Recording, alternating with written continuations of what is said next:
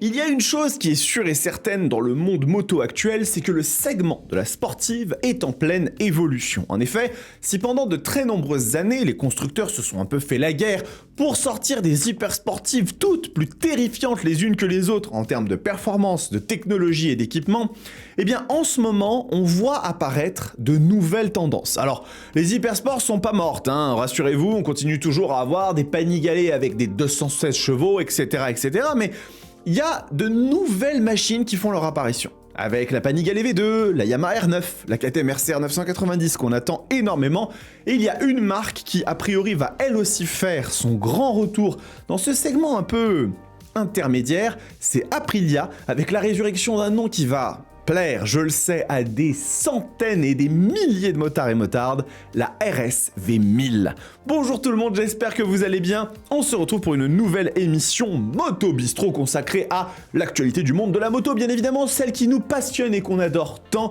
Et bien aujourd'hui, nous allons, comme je vous l'ai dit, parler d'Aprilia et d'une machine qui a été véritablement une légende pendant de très nombreuses années avant en fait la RS V4 actuelle. Cette moto, c'est la RS V1000, celle qui était ni plus ni moins que la sportive la plus puissante de Noailles avant l'arrivée de la RS V4 et de son V4 absolument terrifiant. Donc c'était une machine équipée d'un bicylindre Rotax qui a développé jusqu'à un peu plus de 140 chevaux dans ses versions les plus extrêmes et ultimes, et il semblerait que cette moto puisse faire un retour. Pourquoi est-ce qu'il y aurait un retour de la RS V1000 ? Eh bien parce qu'actuellement, la situation d'Aprilia en ce qui concerne la sportivité est un petit peu particulière. Parce que d'un côté, nous avons tout simplement la RS V4 qui est aujourd'hui l'hyper sportive de série la plus puissante au monde, avec ses 220 chevaux, ses étriers Brembo iPure et sa technologie absolument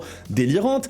D'ailleurs, cette moto est, comme je vous le dis, aujourd'hui l'hyper sportive la plus puissante, et c'est vrai qu'effectivement, elle n'a cessé d'évoluer depuis son apparition dans les années 2000, où elle était un petit peu au coude à coude avec la S1000RR qui avait fait grand bruit à l'époque, et on est passé de 180 chevaux à l'époque à plus de 220 aujourd'hui en 2025, une moto qui est, pour toutes les notions possibles, dédiée à la piste, même si elle est homologuée pour la route, et donc, elle est vraiment au sommet aujourd'hui de la chaîne alimentaire. Ça a toujours été une moto extraordinaire au niveau de ses performances, et on a de l'autre côté, la RS 660, celle que j'adore, et dont d'ailleurs je vais vous faire une vidéo très prochainement sur le nouveau modèle Factory, très intéressant. Et donc la RS 660, pareil, c'est une moto idéale pour les jeunes permis ou les personnes qui veulent une sportive un petit peu entre, on va dire, la poire et le fromage, une machine qui fait 100 chevaux, une notion de puissance tout à fait suffisante pour l'utilisation sur la route, avec beaucoup de technologie, un rapport qualité-prix que j'ai toujours trouvé extrêmement intéressant, mais il y a un énorme gap. Je sais pas si vous vous rendez compte que on est à 115 chevaux de différence entre une RS 660 et une RS V4. Eh bien, il semblerait qu'Aprilia veulent, comme je vous l'ai dit, venir combler ce gap avec le retour de la RS V1000. Je vous cite l'article de nos collègues de chez motocyclismo.pt, un magazine portugais. Écoutez, ça fait plaisir d'avoir les collègues lusophones qui relaient cette information. Donc comme ils le disent, dans le monde de la moto et des sportives, mentionner l'Aprilia RS V1000 ramène les passionnés à une époque révolue, et pour beaucoup une meilleure. Donc c'était vraiment la machine qui voulait un petit peu venir concurrencer le Japon, qui était totalement indétrônable à l'époque, les ZX-10R, les GSX-R 1000 et compagnie, R1 bien sûr, c'était les reines du monde à cette époque-là en termes de sportivité, et donc la marque italienne a cessé de produire la RS V1000 il y a une décennie, qu'il a remplacée par la RS V4. Mais, le groupe Piaggio a récemment soumis une demande d'enregistrement de la marque RS V1000 aux États-Unis, garantissant les droits sur le nom jusqu'en 2025. Et alors ça, c'est vraiment ultra intéressant. A priori, il semblerait qu'Aprilia souhaiterait revenir avec ce nom RS V1000, et je vous le donne en mille, si ils ont fait ça, ce n'est pas uniquement pour le marché américain. C'est souvent que par contre, quand on veut faire ce genre de choses, déposer des brevets aux États-Unis, c'est très intéressant, déposer des marques déposées, voilà, c'est quelque chose qui est nécessaire et vraiment indispensable, parce que les États-Unis sont un peu tatillons là-dessus, mais ça ne veut pas pour autant dire que ça ne va pas arriver dans le reste du monde. Et il est vrai que aujourd'hui, avoir une sportive qui pourrait proposer entre 130 chevaux, un petit peu comme une 990 RCR, et qui sait 150-160 chevaux pour les plus extrêmes des sportives intermédiaires mid-size, hein, comme la F3 Competition qui propose 160 bourrins, pourrait être une excellente façon pour Aprilia de revenir sur un segment pour lequel ils n'ont pas vraiment de modèle aujourd'hui. Et c'est vrai que la gamme chez Aprilia, elle est très étalonnée, parce qu'on a d'un côté toutes les petites avec les 457 Tuono RS et les 105 chevaux avec RS 660 Tuono et la Touareg. Et ensuite, après, c'est un bond immense qui se fait pour aller chercher tout ce qui est Tuono et RS V4. Il n'y a pas véritablement de machines qui gravitent dans ce segment. Des motos qui peuvent avoir un moteur un petit peu excitant, mais qui ne sont pas non plus des monstres, des foudres de guerre. Et effectivement, aujourd'hui, que ce soit la RS 660 ou la RS V4, on a des motos qui sont extrêmement diverses, extrêmement hétéroclites. Et à mon sens, Aprilia aurait très bon compte de réaliser comme ça une petite opération canon.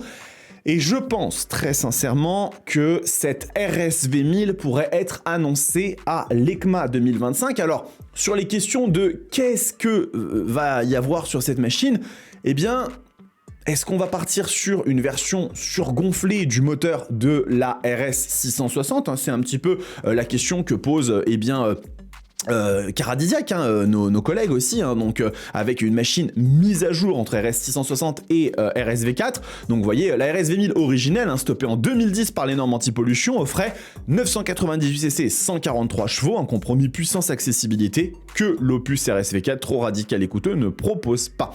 Donc qu'est-ce qu'on aura? Un V2 entre 900 et 1000cc, 140-160 chevaux, performance abordable, enfin performance et rapport qualité-prix, autour de 15 000, 17 000 euros, et puis une RS V1000 qui pourrait soit recycler le V2 660 gonflé ou un nouveau bloc avec une électronique moderne, comme on le sait.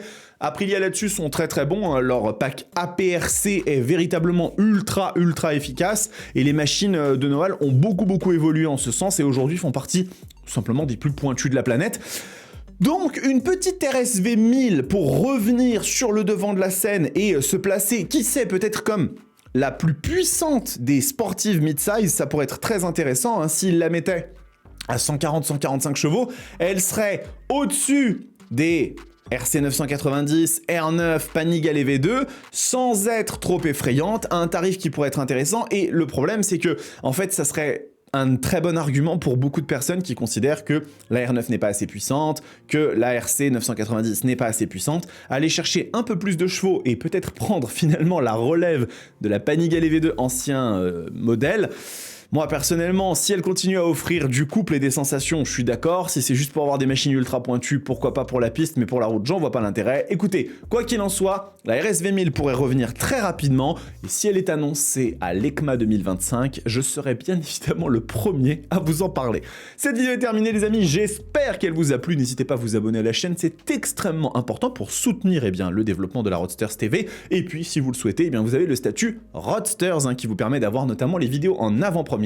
Pour y accéder, il suffit juste d'aller dans la section rejoindre juste en dessous de la vidéo ou sur l'accueil de la chaîne. Et puis beaucoup de vidéos qui vont arriver, donc restez bien connectés parce que là ça va être un festival. En attendant, prenez soin de vous, kiffez vos bécanes.